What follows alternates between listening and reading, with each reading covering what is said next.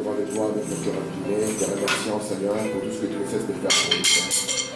Notre reconnaissance, Seigneur, vient encore, Dieu, pour exprimer, Seigneur, notre amour pour cette parole, Seigneur, que tu nous as accordée, pour cette fraternité que tu nous as donnée, Seigneur. Et pour ce moment béni, oh Dieu, tu nous attires, oh Dieu, par ta communion avec toi, Seigneur. Nous prions, oh Dieu, de pouvoir prendre ces moments, Seigneur, de nous élever, Seigneur, dans ta pensée, de sorte que Babylone ne soit pas trouvée en nous, Seigneur. Amen. Viens, oh Dieu, et établis ta pensée en nous, Seigneur. Amen. Afin, oh Dieu, que nous puissions, Seigneur, faire un pas comme étant la pensée de Dieu t'a exprimé. Je t'abandonne, mon frère et ma soeur. Je t'abandonne la présence d'un chacun. Je te demande, oh Dieu, de nous bénir maintenant, Seigneur. Alors que nous nous remettons entre tes mains, oh Dieu, implorant ton nom et ta grâce, dans le nom de Jésus-Christ. Amen. C'est le nouveau maître de Dieu.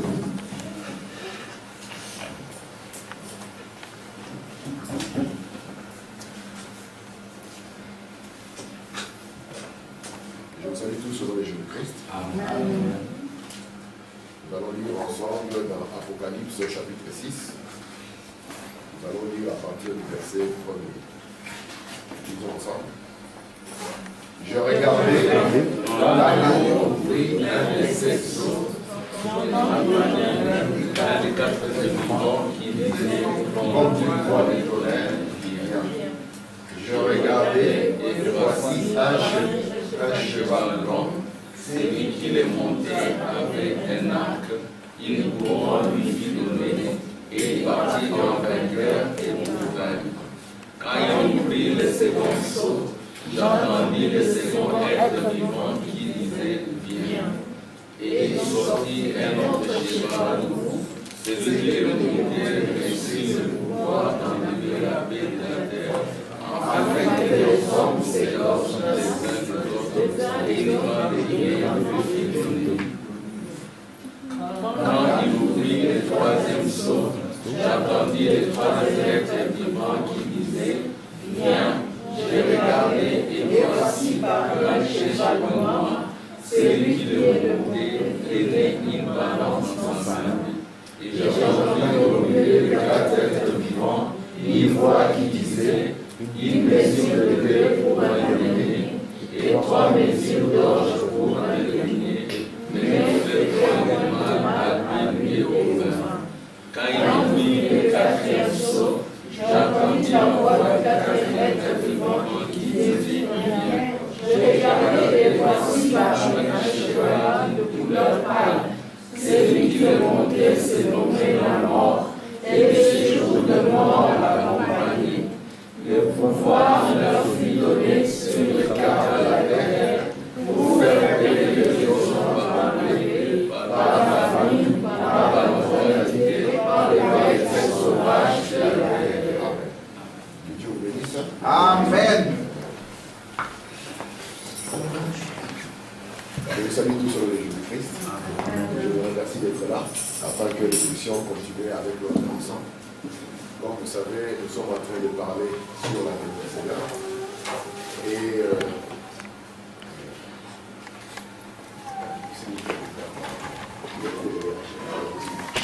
alors, nous avons dit que pour notre étude, afin de pouvoir avancer de manière sereine, il faut que nous puissions garder les yeux sur les tabernacles. Parce que la vision des gens dans les livres d'Apocalypse est intimement liée à ce tabernacle. Et nous avons vu que le tabernacle en réalité ne parle que d'un homme. Parce que Dieu a vécu dans une maison à 3 pièces, à savoir le corps, l'esprit et l'âme de Jésus-Christ. Et nous avons vu que le tabernacle aussi, semblable alors, à 3 parties. Le parvis extérieur, les lieux saints et les lieux très saints. Et nous avons dit que cela est connecté aussi à la venue du Seigneur. À savoir une seule venue, mais que Dieu a accompli en 3 parties, en 3 étapes. Et une des choses que je voudrais que vous puissiez garder dans votre esprit, c'est le but du parvis extérieur ou de la première venue de Jésus. Est-ce que vous me comprenez? Ça, je veux que ça puisse rester en vous. La première venue de Jésus, c'est Jésus venant comme un mortel. Parce que l'Écriture disait, tu n'as voulu ni sacrifice ni offrande, tu m'as formé un corps. Et nous voulons parler de ce corps et le but de ce corps. Parce que le péché, c'est quand on manque le but. Quand vous manquez le but, vous devenez un pécheur. Le corps de Jésus avait un but. C'est celui de mourir. C'est le but pour lequel ce corps-là avait été fait. Ça n'avait pas été fait pour une autre cause. Ça a été fait pour la cause de la mort. C'est pour cela que Frère Branham nous dit que Jésus dans la chair était différent de Melchisédek. Parce qu'il avait un début et une fin. Alors que Melchisédek n'a pas de début et n'a pas de fin.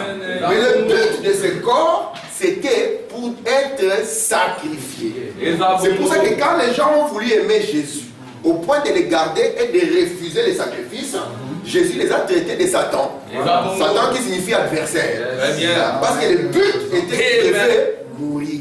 Et Frère Branham nous montre que quand il meurt, l'écriture qui s'accomplit maintenant, c'est que je viens du Père et je retourne au Père. Il faut vraiment dire qu'est-ce que signifie Jésus retournant au Père. Ça signifie que Jésus quitte, c'est pas le principe kénos, la forme de la chair pour retourner à la forme de la lumière. Et quand il retourne à la forme de la lumière, c'est pas que son travail est terminé. Il va continuer son travail, mais dans une autre forme, dans la forme qu'on appelle l'Église. Alléluia. Et si vous voulez voir Jésus, si vous cherchez à le voir dans cette forme-là, vous risquez de ne plus le voir comme ça.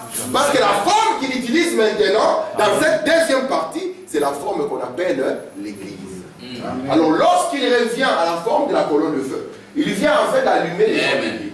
Et nous vous avons dit que durant cette partie du lien très saint, c'est Jésus en tant qu'agneau. Et la Bible nous a montré de quel agneau on est en train de parler ici. Apocalypse nous a dit que c'est un agneau qui avait 7 cornes et 7 yeux. Amen. Et Branham a été précis avec nous, prenant l'écriture d'Exode chapitre 12. Il a montré que l'agneau devait être gardé pendant 14 jours. Et l'agneau qui s'avance ici, c'est l'agneau parfait, l'agneau du 14e jour. Et Frère Branham dit, qu'est-ce que signifie l'agneau du 14e jour? Ce sont les 7 âges d'Israël et les 7 âges d'Église. Alléluia. Amen. Comment ça va? Les 7 âges d'Israël et les 7 âges de l'Église. Après ça, vous avez l'agneau parfait. Merci Seigneur. Et une fois que cette partie est terminée, nous allons avoir maintenant les sujets rachetés. Et les sujets rachetés, c'est le trône du Fils. C'est le trône éternel, c'est le trône du jugement. Parce que quand Jean va monter, nous avons vu que la vision que Jean a eue, il a vu que le trône sortait des éclairs et des tonnerres. Et il faut madame dire, lorsque nous voyons les éclairs et les tonnerres, sachez que c'est le jugement. Amen. Amen. Merci Seigneur. Et donc, nous avons le Seigneur venant comme le prophète. Il vient comme un mortel. Parce que dans sa première venue, il doit venir comme un mortel. Ici, nous avons le but. Et même l'autel des sacrifices, nous le précise encore. Il nous montre même qu'au temps d'Aaron, quand il prenait l'agneau et qu'il venait le sacrifier, le corps de cet agneau retournait au feu. Et ici, exactement, notre agneau aussi, son corps est retourné à la lumière. Il est retourné à la colonne de feu. Et remarquez, c'est son sang qu'on devait amener jusque dans les lieux très saints. Est-ce que ça va jusque-là? Merci Père. Donc aujourd'hui, je vais encore un tout petit peu parler de l'agneau et nous allons introduire l'ouverture de cette source. Parce que je commence à arriver dans l'élément que j'ai cherché. Je commence à me sentir de plus en plus religieux. Parce que je voulais atteindre ce point, l'ouverture de cette source. Je vais donner d'abord le plan du livre. Je vous ai dit que le livre d'Apocalypse a combien de parties? Rappelez-moi. 3 parties. Du chapitre 1 au chapitre 3, du chapitre 4 au chapitre 19, du chapitre 19 au chapitre 22. Écoutez-moi attentivement. Du chapitre 1 au chapitre 3, là nous avons le message aux âges de l'Église. Frère nous a dit le chapitre 1er, c'est la préparation par rapport aux lettres qui vont aller aux 7 âges. C'est pour ça qu'ici, Jésus révèle les 7 gloires de sa personne. Et vous allez voir que dans chaque église, il parlera par rapport à une gloire qu'il a révélée ici. Et au chapitre 1er, c'est là où on voit que dans sa main droite, il y a les 7 étoiles. Et on nous prépare. Et du chapitre 2 au chapitre 3, nous avons une lettre, une à une, pour chacune des 7 églises. Et remarquez maintenant l'église par rapport au sceau, parce que nous commençons à entrer dans les sceaux. nous allons voir que les messages, les 7 messages de l'Église seront contenus du 1er jusqu'au 4e psaume. Et cette période du chapitre 1er au chapitre 3 d'Apocalypse, c'est une longue période de temps. C'est 2000 ans d'histoire. Et ces 2000 ans d'histoire sont couverts juste par le premier et le 4e psaume par rapport à ce qui concerne l'Église. Yes. Mais quel est le sort d'Israël? Parce qu'Israël a été aveuglé. Si vous voulez connaître le sort d'Israël durant cette période, ce sort-là est caché dans les 5e psaume. Nous dirons cela. Et remarquez maintenant, après ceci, nous avons vu qu'au chapitre 4, verset 1er, on nous a dit monte ici.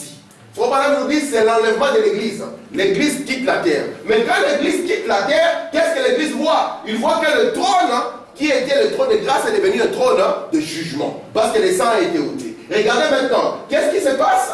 C'est le 6e psaume. Parce que le 6e psaume, c'est le jugement. Il y a deux éléments que je vais vous montrer. L'épouse, lui, il est au ciel, dans la fête des noces. Tandis que sur la terre, il y a la tribulation. Dieu veut travailler en vue de l'enlèvement d'Israël, et puis Dieu doit purifier les verges folles, et le 3e objectif du 6e psaume, il doit aussi purifier la terre. Est-ce que ça va là? Amen. Ça va se clarifier plus en plus qu'on avance. Et du chapitre 19 au chapitre 22, c'est là où nous avons la beauté du 7e psaume. C'est la beauté du 7e psaume. Et le millénium et l'éternité. Les gens me disent, mais pourquoi tu places le 7e psaume chapitre 19 et 22? Moi je pensais que le 7e psaume c'est Apocalypse 10. Je pensais que le 7e psaume c'est Apocalypse chapitre 8. Nous verrons tout ça. Et nous allons voir que la Bible ne se contredit pas. La Bible ne fait que se compléter. Et c'est plus lorsqu'il devient complet devant vos yeux, il est merveilleux. Amen. Amen. Donc le chapitre 1er au chapitre 3, c'est les âges de l'Église. Comme je dis, c'est la rédemption par le sang. Ce sont les 7 traits de sang. C'est là où nous trouvons l'agneau. Amen. Avec les 7 traits de sang. Disons un peu fort. Je suis dans la brèche entre les 7 âges de l'Église et les 7 jours. Au paragraphe 167. Il est écrit ceci. Voici les livres. Voici les titres de propriété. Il sera remis au parent rédempteur qui pourra remplir les conditions requises. C'est la loi même de Dieu. Il ne peut pas profaner sa loi, ou plutôt, il ne peut pas défier sa loi.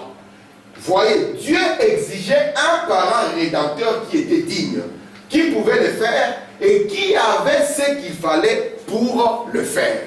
Et le dimanche passé, nous avons vu dans Lévitique 25 qu'il y avait 2 cas. Soit l'homme se vendait lui-même, parce que l'étranger était devenu plus riche que lui. Soit il vendait son héritage. Mais dans les 2 cas, pour pouvoir être racheté, s'il était riche, il pouvait se racheter lui-même. Et s'il n'avait pas la possibilité de se racheter lui-même, il devait chercher quelqu'un de sa famille, un proche parent. C'est pour ça que la Bible nous a dit, soit un oncle, mais quelqu'un de sa famille. Et Dieu, il savait qu'Adam était tombé. Mais Dieu, en tant qu'esprit, n'était pas un proche parent d'Adam dans la chair. Alors, tu n'as voulu ni sacrifice, ni offrande, tu m'as formé un corps. Et dans ce corps-là, Dieu était devenu un proche parent de l'homme. Est-ce que ça va jusque-là? Donc Jésus maintenant, était devenu maintenant notre frère, un proche parent, quelqu'un de notre famille capable de payer le prix. Alléluia. Maintenant regardez, la brèche entre les 7 âges de l'Église et les 7 jours. Paragraphe 237. Les 7 yeux. Les 7 yeux, ça représente la vue. La vue, ça représente le prophète, le voyant. Cet agneau avait 7 cornes, et sur chaque corne, il y avait un œil, 7 yeux. Qu'est-ce Christ et son épouse? 7 âges de l'Église, 7 prophètes sont sortis de là, 7 voyants, 7 yeux. Par conséquent, le dernier doit être un voyant. Yes. Donc, lorsque nous présente maintenant l'agneau, oui, Jésus est monté à la croix. Jésus a payé le prix. Jésus a donné son sang. Est-ce que ça a fini? Non. Mais non, le sang que Jésus a donné, il fallait que ce sang-là soit répandu. Il sera répandu comment? L'agneau, une fois qu'il est offert, il retourne aux éléments du feu. Il retourne à la lumière. C'est pour vous dire que dans ce mystère agneau, ce n'est pas Jésus lui seul. Amen. Mais dans ce mystère agneau, Jésus est là avec son épouse. Amen. Parce que quand il fallait maintenant répandre les sangs, c'est l'épouse qui l'a fait. Très bien. Quand il fallait chercher le pécheur, on ne voyait plus Jésus. On voyait Jésus dans la forme d'un messager qui devait venir chercher le pécheur. Amen. Ils ont fait madame. Dans la demeure future. Je suis dans la demeure future, paragraphe 311.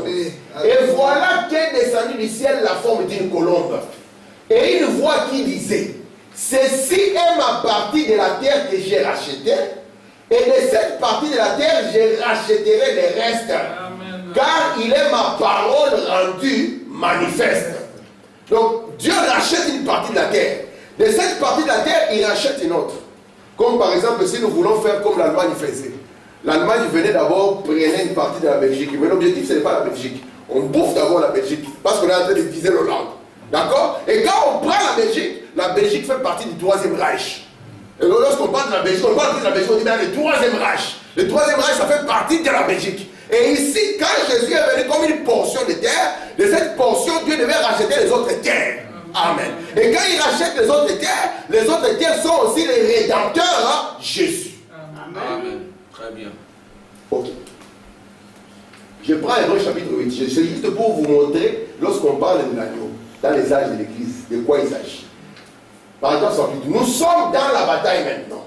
Nous sommes à la recherche de notre frère déchu, que Dieu, avant la fondation du monde, avait vu et prédestiné à la vie éternelle. Les choses du monde l'ont entraîné dans un tourbillon. Il est là dans les clubs, les associations, lui et sa femme déambulant dans les rues, fumant, buvant, faisant la bombe, essayant de trouver la paix. Et poussé par l'esprit de Christ qui est en nous, comme il était dans Abraham, nous sommes allés à sa recherche. Avec toute l'armure de Dieu, les anges de Dieu campant autour de nous. Nous sommes partis pour ramener notre frère déchu. Quand on fait de ramener le frère déchu, Dieu commence maintenant à le faire au travers des membres que Dieu a pris pour nous. Amen. Très bien. Est-ce que vous comprenez cela? Très bien. Amen. Continue. Gloire à Dieu. Je suis toujours dans Hébreux chapitre 7, première partie. Tout prédicateur envoyé sous l'inspiration du ciel n'ira pas pour l'argent, ni pour faire de grandes églises, ni pour commencer des dénominations. Il ira uniquement pour un principe, c'est celui de ramener son frère déchu. Qu'il reçoive une pièce de 10 cents dans l'offrande ou pas, cela ne changera rien du tout pour lui. Amen. Donc, quand on parle de l'agneau, nous avons dit que ce n'est pas Jésus seul. C'était Christ et son épouse. Parce que quand il s'agissait d'aller chercher les membres déchus, parce que ramener signifie racheter, il s'agissait maintenant des membres du corps qui le faisait. Amen. C'est pour ça que Jésus va dire qu'il est la tête du corps. Amen. Très bien. Merci. Gloire à Dieu. Okay. Alléluia. Ça, c'était pour vous montrer que lorsqu'on vous parle de l'agneau à 7 cornes, c'est un agneau qui a 7 cornes et 7 yeux. C'est Apocalypse, le livre des symboles. Alléluia. Nous l'avons montré ici, il a la forme de ces 7 messagers. Amen. Et la dernière forme qu'il prend, c'est la forme du messager du 7e âge de l'Église. Je prends maintenant dans le premier saut. C'est parfait. Ici, nous commençons à entrer dans les choses de plus en plus intéressantes. Alléluia. Je prends le paragraphe 24. Lisons ceci avec attention. Au chapitre 4, Jean est enlevé. Qui peut douter de ça? Il n'y a personne qui peut douter de ça. Parce que si vous doutez de ça, vous refusez ce que la Bible dit monte ici. Et c'est le seul endroit où la Bible dit monte ici. Il n'y a plus d'autre. Alléluia. On continue. Pour voir les choses, et regardez ce que Jean va voir. Pour voir les choses qui ont été, donc quand Jean monte, il va voir les choses qui ont été, qui sont et qui seront. Vous voyez les trois choses qu'il voit. Les choses qui ont été, les choses qui sont et les choses qui seront. Amen. Mais ce qui est de l'Église, ça se termine au chapitre 4. Alors Christ enlève l'Église qui est ravie dans les airs à sa rencontre et ne réapparaît plus jusqu'au chapitre 19. Quand on dit que l'Église est ravie dans les airs, tout le monde est d'accord. Mais quand on définit les airs, là on commence à voir les parties. Quand il revient en tant que roi et seigneur des seigneurs avec l'Église, et maintenant, oh, j'espère qu'un jour nous pourrons étudier toutes ces choses à fond. Peut-être avant qu'il vienne, sinon, eh bien, nous le verrons de toute façon, alors ça ne fait rien. Donc Jean monte au chapitre 4 pour voir les choses qui ont été, qui sont et qui seront. Les choses qui ont été, qui sont et qui seront, ce sont les 7 sceaux. Et je vais vous montrer ce que c'est. C'est le plan que je vais faire. Et on va le voir dans les prophètes. Jean est en neveu pour voir les choses. Quand Jean monte, il va voir ce qui a été. Parce que la voix nous dit après ceci. Et il faut dire après ceci, c'est après les âges de l'église. Donc ce qui a été, ce sont les 4 premiers sceaux par rapport à l'église et les 5e sceaux qui cachent Israël. Et ceux qui sont, parce que quand Jean monte, le trône est devenu un trône du jugement. Il est en train de, c'est sous les 6e sceaux sur la terre, alors que l'église est dans les noces de l'agneau sous la fête. Alléluia. Maintenant, quand on est à la fête, Sœur Cindy, qu'est-ce qu'on mange? Est-ce qu'on mange du poulet frit? Est-ce qu'on va manger la mayonnaise? Qu'est-ce que Dieu nous prépare, Sœur Thérèse? C'est Jean? Alléluia. Alors, qui seront? C'est les 7e sceaux. Parce que là, nous sommes d'abord dans les 6e sceaux. Vous voyez ça? Il voit les choses qui ont été, les choses qui sont et les choses qui seront. Mais nous voulons montrer avec précision quand est-ce que l'agneau prend l'église. C'est sous quel sceau que cela se passe. Amen. Je prends ici. La sémence n'hérite pas avec la balle. Il faut maintenant prêcher le 18 février 65 au paragraphe 128. Dieu avait promis des lapins au temps de l'hiver. Il avait promis d'autres choses au temps des autres. Mais maintenant, il nous a promis un vrai repas complet. Le menu complet à 7 plats, car tous les 7 sceaux sont ouverts et tout est prêt pour la parole de Dieu pour ceux qui peuvent le recevoir. Donc quand l'église monte, le menu complet qu'il reçoit, ce sont les sceaux. Amen. Donc si vous refusez de monter, il n'y a pas de menu complet pour vous. Et si vous n'avez pas les sceaux, c'est que vous êtes un aventurier. Non pas un aventurier selon le monde, mais un aventurier selon les définitions du message. C'est que vous présumez. Donc vous n'avez aucune autorité. Peut-être que c'est ceci, peut-être que c'est cela. Vous présumez. Mais quand vous avez les sceaux, l'aventure est terminée. Vous n'êtes plus un aventurier. Donc quand l'église monte, frère Samuel, c'est le menu à 7 plats. Si cela ne peut pas satisfaire votre âme, que vous préférez le poulet à la place, je suis désolé. C'est ce que Dieu avait pour nous. Amen. Parce que quand Jean est monté, alléluia, c'est que Jean a reçu, c'est le menu à 7 plats. Voilà. Amen. Frère Mao dit, moi je pensais qu'on avait mangé du caviar. C'est pour ça que Jésus a dit que le royaume de Dieu ne consiste pas dans le manger, ni le boire, ni même les habits qu'on revêt. Amen. Mais le royaume consiste en la parole. Amen. Merci Seigneur. Vous voyez ce que Dieu offre à la fête? Il offre le menu à 7 plats. Il offre les 7 sceaux qui dissipent toute confusion. Amen. Ça chasse Babylone. Amen. Tandis que sur la terre, ceux qui sont restés sur la terre, c'est la tribulation. Amen. Merci Seigneur. Prenons le premier sceau. Nous commençons à entrer là dans la chose, tout doucement. Je suis au paragraphe 146. Je ne savais pas, non. Comme nous avons une salle qui n'est pas bien chauffée, je ne savais pas, non. Mais c'est bien comme ça on ne tombe pas beaucoup. Alors, quand l'agneau a pris les livres et qu'il a brisé ses premiers sceaux, Dieu de son trône éternel a parlé pour dire ce qu'étaient ces sceaux qui allaient être révélés. Écoutez. Mais quand il a été présenté à Jean, lorsque nous lisons, nous lisons la Bible que Jean est monté, il a vu comment l'agneau a ouvert les sceaux. Mais comment vous allez dire qu'on va encore briser les sceaux? Mais Jean a vu les sceaux, non? On dirait qu'au temps des gens, les sceaux étaient déjà brisés. C'est ce qu'on peut se dire, parce qu'on a lu dans la Bible que quand l'agneau a ouvert le premier sceau, tu as dit ça, l'agneau a ouvert le premier sceau. Et le premier être, parce que les 4 premiers sceaux sont reliés aux 4 êtres vivants. Premier sceau, premier être vivant. Deuxième sceau, deux êtres vivants. Troisième sceau, troisième être vivant. Quatrième sceau, quatrième être vivant. Et après ça, il n'y a plus d'être vivant. Regardez. Mais quand il a été présenté à Jean, il était sous forme de symbole. Quand Jean l'a vu, c'était encore un mystère. Pourquoi? Il n'a même pas été révélé à ce moment-là. Il ne peut pas être révélé avant ce qu'il a dit, au temps de la fin. Mais c'est venu sous forme de des symboles. Jean, dis-nous, quand l'agneau a ouvert le livre, qu'est-ce que tu vois? Je vois un cheval. Oh, un cheval? Pas encore, c'est un cheval blanc. Tu as compris? Jusque-là, rien dans le flou. Le cheval est blanc. Ah, il a ouvert le deuxième. Qu'est-ce que tu as vu, Jean? Je vois un cheval. Quelle couleur? Couleur rouge. Il ouvre le troisième, je vois un cheval. Mais toi, tu ne vois que des chevaux. Je vois un cheval. Quelle couleur? Couleur noire.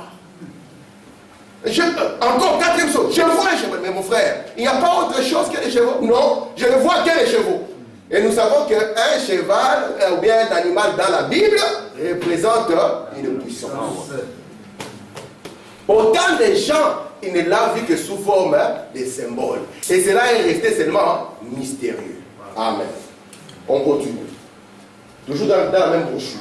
Et remarquez, le premier saut. Le premier saut s'est ouvert. Le premier saut, quand il a été ouvert sous forme de symbole, il a tonné. Alors qu'en est-il quand il est ouvert sous forme réelle?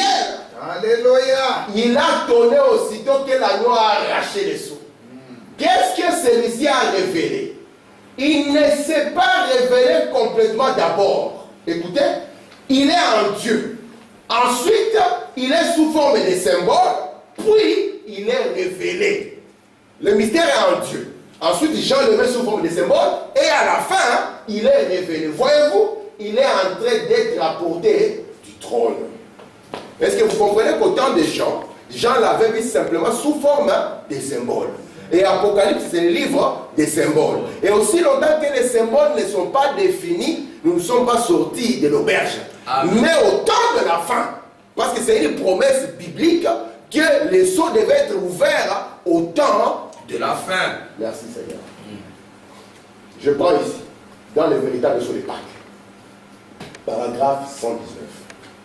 Bon, maintenant, le sceau, c'est un signe d'une œuvre achevée. Nous savons qu'un sceau, par exemple, quand on veut sceller un wagon, eh bien, on y accomplit tout le travail, on charge le tout, et ensuite, il est scellé jusqu'à destination. Tout sceau est une œuvre achevée.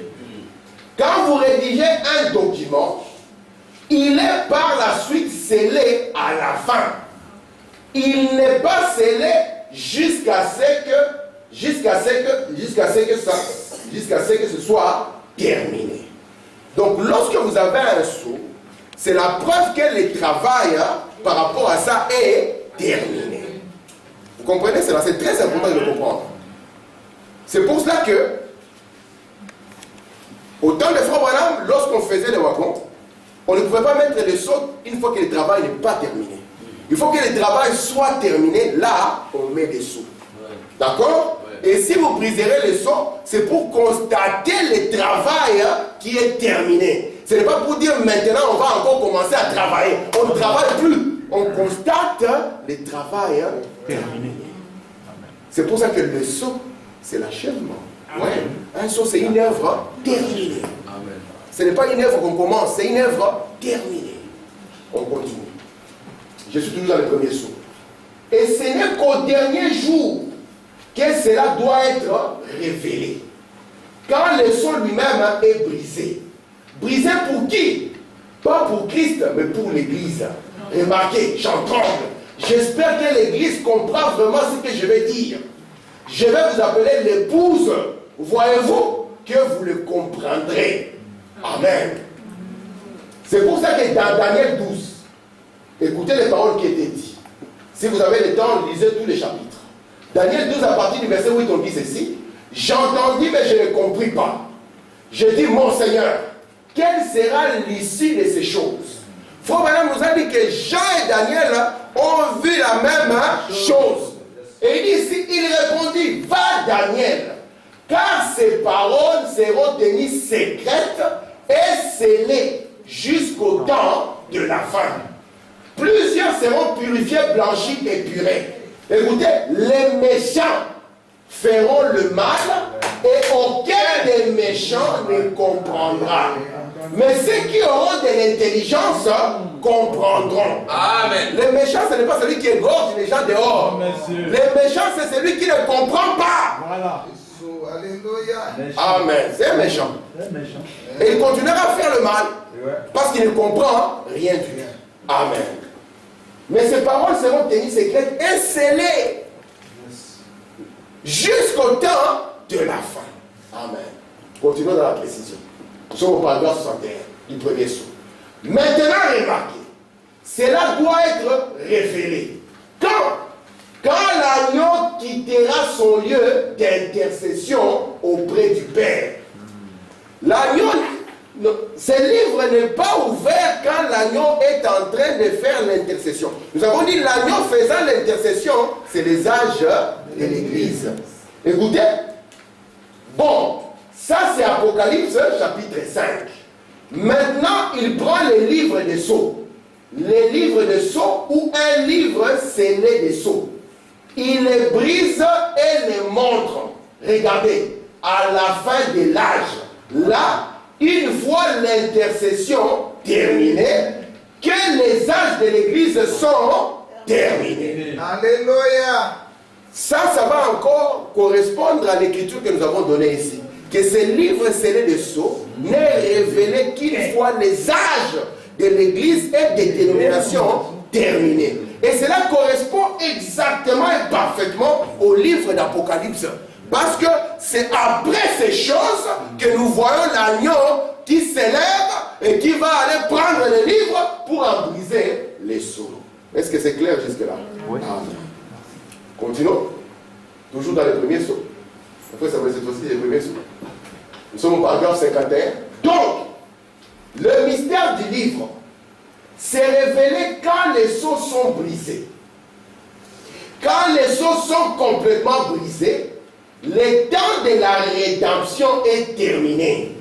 Parce que l'agneau a quitté les lieux d'intercession pour aller prendre possession de ses droits.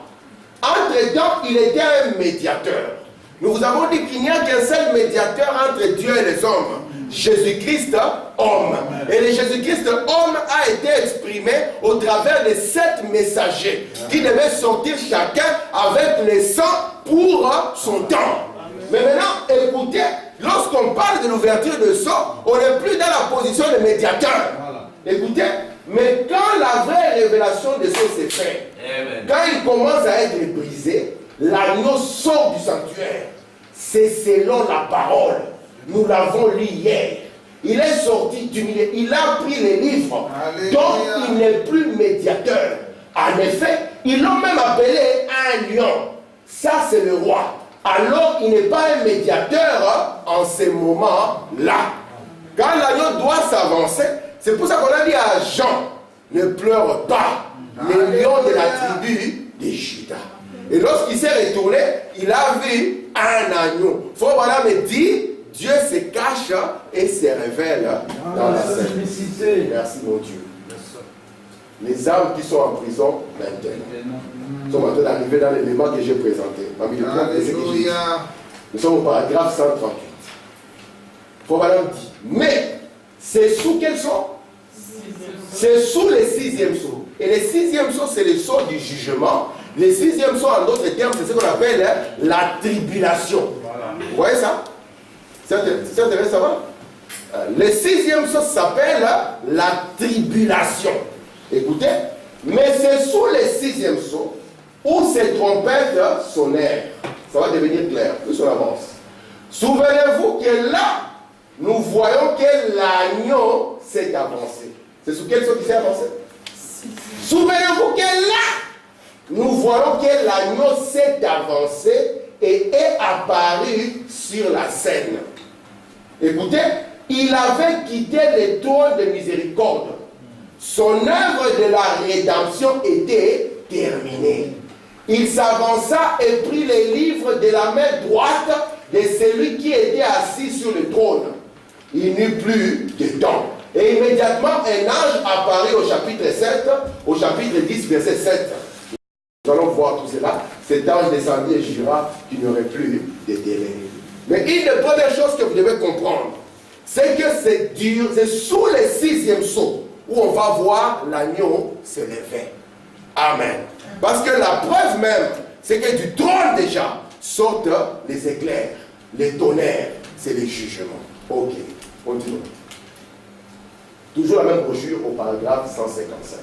Les âmes qui sont maintenant en prison. Prêché le 10 novembre 63 au paragraphe 155, le prophète Balaam dit ceci. L'agneau les avait rachetés, mais il ne pouvait pas s'avancer avant que chaque nom soit révélé. Cela s'est passé sous le 6e sceau, avant que le 7e soit brisé. Alors l'agneau vint pour ce qu'il avait racheté. Il est venu pour réclamer ce qu'il avait racheté. Il les a déjà ici, même dans les livres qu'il a pris dans sa main. Maintenant, il vient prendre ce qu'il a acheté. C'est cela l'œuvre qu'il a accomplie. Il est venu pour le prendre. C'est un manuel durant les âges de l'Église, les 4 premiers sceaux. C'est l'agneau qui fait l'œuvre des rachats. Et comment est-ce qu'il les rachète? Il les rachète au travers de la parole de l'âge. Le messager vient, il proclame son message. Amen. Parce que l'agneau ne vient que racheter les livres. Et nous avons dit que ce que Dieu prédestine, il prédestine la sémence. C'est pour ça que ceux qui sont les élus, c'est eux qui sont les paroles du livre. Amen. Et remarquez maintenant, lorsqu'il va faire son œuvre durant les âges de l'Église, lorsqu'il va finir cela, il doit maintenant réclamer cela qu'il a racheté. Et lorsqu'il s'avance pour les réclamer, William Branham dit, cette scène-là se passe sous le 6e sceau. C'est pour montrer seulement que la pensée de Branham et son enseignement n'ont pas changé. Depuis le début, il a continué toujours à l'amplifier, mais non pas à le modifier. Amen. C'est pour ça que regardez maintenant la concordance avec l'écriture dans les 6 buts de Daniel. Alléluia. Dans le paragraphe 136. Écoutez maintenant pour terminer. Est-ce que vous pouvez lire avec moi? J'aimerais que vous lisiez ça ensemble. Allons-y. Les 7 sceaux, les 7 trompettes, les 7 coupes, les 3 malheurs, la femme dans le soleil, ou le dragon rouge qui est précipité. Tout cela arrive pendant ce temps-là, pendant la grande tribulation. Ne l'oubliez pas, toutes ces choses se produisent pendant ce temps-là. Et voici les 6 buts de sa venue. Le croyez-vous? Quel moment glorieux attendent ceux qui aiment le Seigneur. Je vous le dis, mes amis, nous ne pouvons pas nous permettre de manquer ça. Quoi que vous fassiez, ne manquez pas ça, assurez-vous bien. Est-ce que ça c'est une erreur? Alors, si nous prenons ce que nous appelons la tribulation, il va du chapitre 4 jusqu'au chapitre 19. C'est ce que nous appelons aussi les 6e sceaux, c'est ce que nous appelons aussi les jugements. Je vous pose la question, est-ce que lorsque nous prenons le chapitre 4 jusqu'au chapitre 19, est-ce qu'on ne trouve pas les 7 sceaux là-dedans? Ils sont là-dedans. Est-ce que nous ne trouvons pas les 7 trompettes? Ils sont là-dedans. Les 6 sceaux sont dans Apocalypse chapitre 6. Apocalypse chapitre 8, verset 1er à le 7e sceau. Donc les 7 sceaux sont là-bas. Les 7 trompettes sont dans Apocalypse chapitre 9, les 6 trompettes. Et la 7e trompette d'Apocalypse chapitre 11. Les 7 coupes sont dans Apocalypse chapitre 15. Les 3 malheurs sont là-bas. Tout est là. Il faut maintenant vous dire que ne manquez pas cela. Cela se passe durant la période de la grande tribulation. Mais, à la différence, c'est que l'épouse n'est pas sur la terre. Parce que la tribulation se passe sur la terre. Mais les 3 ans et demi de l'épouse, c'est dans les noces, en train de manger son menu à 7 plats. Est-ce que jusque-là c'est bon? Amen. Ceux qui sont sur la terre, ils sont dans la tribulation. Voilà. Mais l'épouse est dans la âme, dans la joie. Il mange son menu à 7 plats. Elle est contente, c'est l'épouse du Seigneur. Merci mon Dieu. Mais vous voyez comment la Bible, elle est parfaite. La Bible, on ne peut pas la manipuler. La Bible garde le plan de Dieu. La Bible, on ne peut pas la prêcher à l'aveuglette. On doit la prêcher avec les précisions du prophète. Voilà.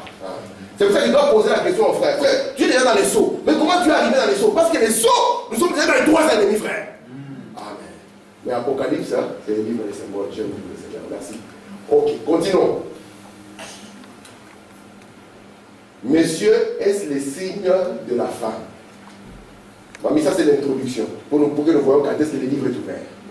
Nous sommes au paragraphe 207. Oh là là!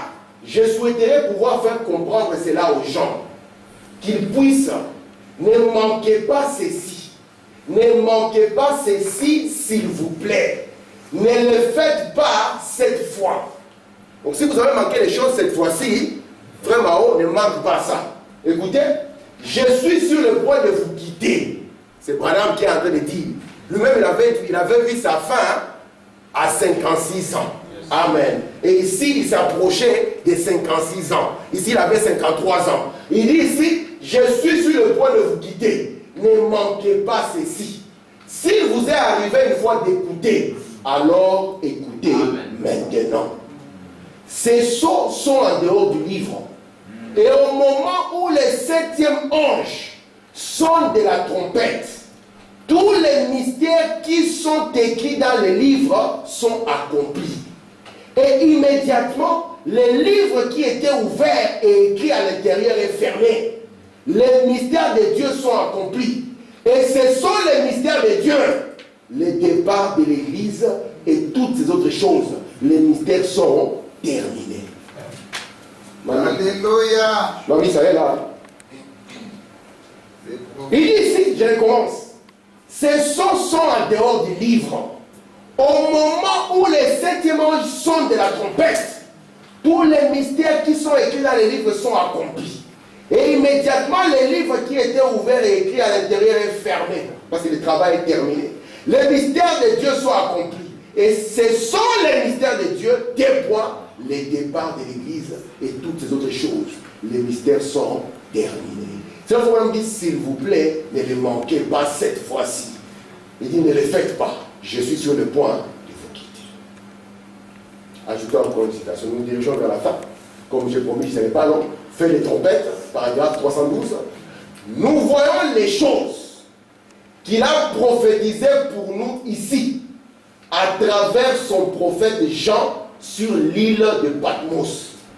Nous les voyons accomplis comment? Mot d'amour. C'est ce que nous allons montrer. Les choses qu'il a prophétisées sur l'île de Patmos par son prophète Jean, nous devons les voir accomplis mot d'amour. Nous voyons les Saint-Esprit manifestés parmi nous ici sur la terre, ici sur terre. Nous voyons les dénominations qui les mettent dans la porte de l'église, la parole. Ils n'ont rien contre les gens. C'est cette parole qu'ils ont en horreur. Elles s'opposent à leur tradition. C'est exactement quand tu étais ici sur terre, tu étais la parole. Tu allais à l'encontre de leur tradition. Ils t'ont chassé de leurs églises partout. C'est que Jean a prophétisé. Nous allons le voir accompli devant nous, mot d'amour. Amen. Merci Seigneur. C'est que Jean a prophétisé, nous allons le voir accompli mot d'amour devant nos yeux. Regardez maintenant, je vais revenir avant de terminer juste à ce petit schéma pour que cela soit ancré en vous. Avant que nous commencions à proclamer chacune de ces choses. Le plan est comme ceci. Du chapitre 1er au chapitre 3, nous allons voir ce qui s'est passé durant les 2000 ans de l'histoire de l'Église.